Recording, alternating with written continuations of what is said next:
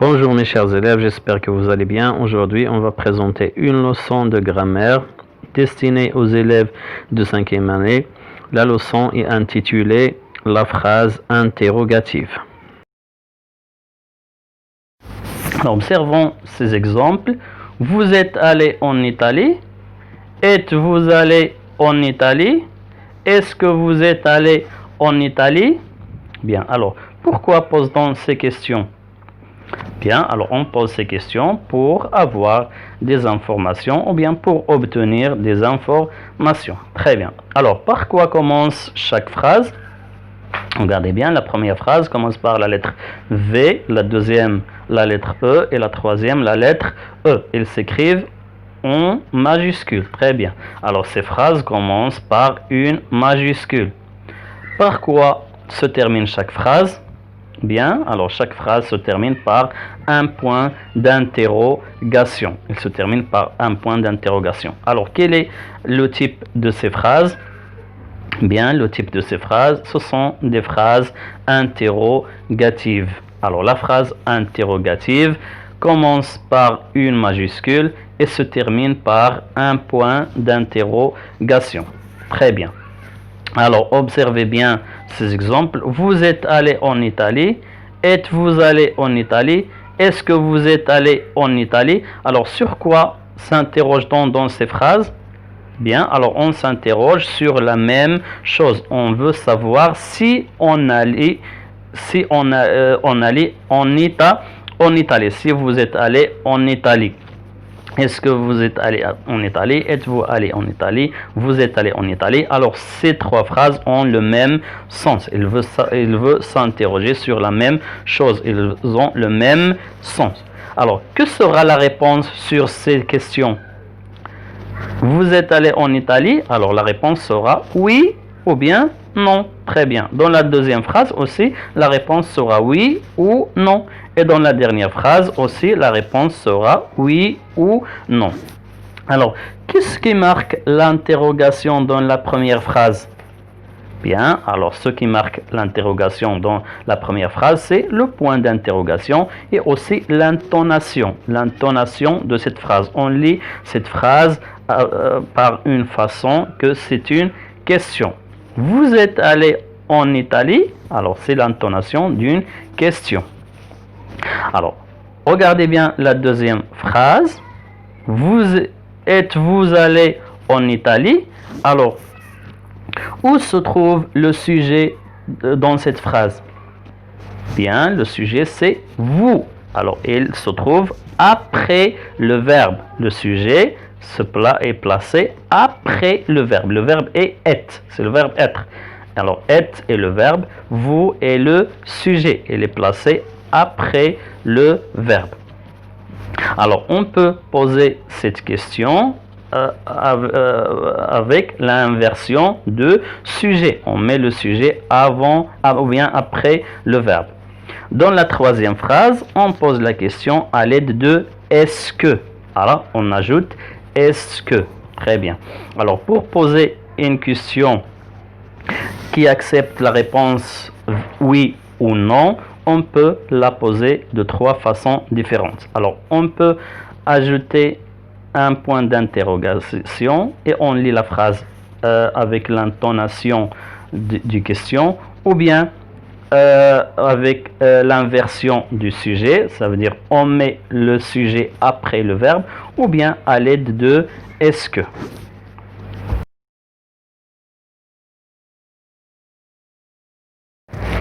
Alors, observons ces exemples. Comment trouves-tu ce livre? Quel jour sommes-nous? Qui a déchiré le journal? Pourquoi es-tu parti à Casablanca? Alors, quel est le type de ces phrases? Bien, alors ces phrases commencent par une majuscule et se terminent par un point d'interrogation. Alors, ces phrases, ce sont des phrases interrogatives. Très bien, elles posent des questions. Elles sont des phrases interrogatives. Très bien. Alors, par quel mot commence la première phrase? Bien, alors la première phrase commence par le mot comment. Il commence par comment. Et la deuxième commence par quel. La troisième commence par qui a déchiré le journal. La quatrième phrase commence par pourquoi. Alors le mot pourquoi. Pourquoi es-tu parti à Casablanca? Alors comment appelle-t-on ces mots? Très bien, alors ces mots, comment, quel, qui, pourquoi, ce sont des mots interrogatifs. Ils sont des mots interrogatifs. Alors la phrase interrogative peut commencer par un mot interrogatif. Ce que je dois retenir est la phrase interrogative sert à poser des questions. Elle commence par une majuscule et se termine par un point d'interrogation. Certaines phrases interrogatives qui acceptent la réponse oui ou non peuvent s'opposer de trois façons différentes. Exemple, vous êtes allé en Italie? Êtes-vous allé en Italie? Est-ce que vous êtes allé en Italie? Alors on peut poser cette question de trois façons différentes. La phrase interrogative peut commencer par un mot interrogatif comme comment, pourquoi, quel, qui, où, etc. Dans la phrase interrogative, le sujet est souvent placé après le verbe. Il est souvent placé après le verbe. C'est pas souvent, c'est pas toujours. Exemple, comment trouves-tu ce livre?